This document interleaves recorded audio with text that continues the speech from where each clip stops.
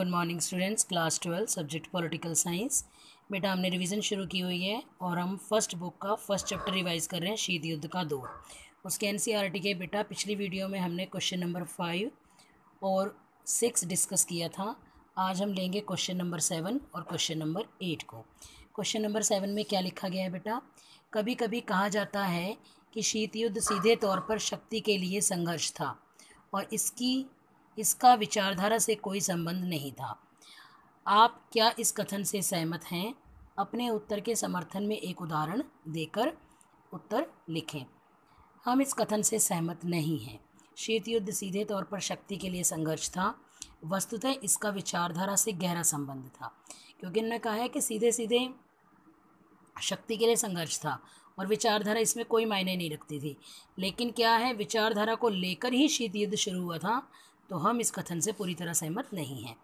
पूर्वी यूरोप के सभी देश साम्यवादी विचारधारा के देश थे तथा साम्यवादी सोवियत संघ ही उनका नेता था।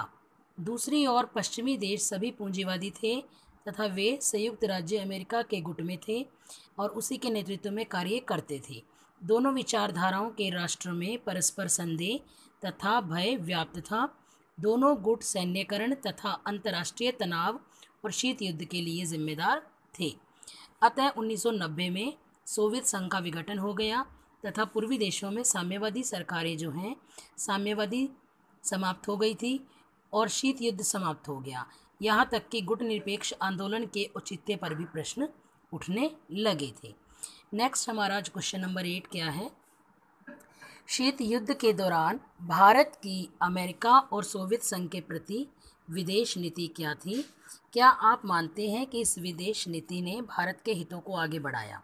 शीत युद्ध के दौरान भारत की अमेरिका व सोवियत संघ के प्रति विदेश नीति दोनों गुटों में शामिल न होने की रही थी, जिसके कारण भारत की विदेश नीति को गुट निरपेक्ष नीति कहा जाता है।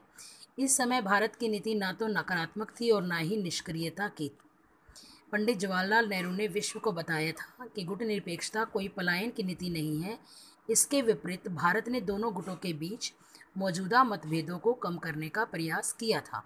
इस तरह भारत ने इन दोनों देशों के बीच मतभेदों को पूर्ण युद्ध का रूप लेने से रोका। भारत के राजनयिकों ने हमेशा शीत युद्ध के दौरान इन प्रतिद्वंदियों के बीच संवाद कायम करने में एक महत्वपूर्ण भूमिका निभाई, जिसके सकारात्मक परिणाम पूरे विश्व के सामने आए। कुछ लोगों का तर्क यह भी रहा है कि यह नीति अंतर्राष्ट्रीयता का एक उदार आदर्श है, तो भारतीय हितों के साथ मेल नहीं खाती। यह तर्क ठीक नहीं है।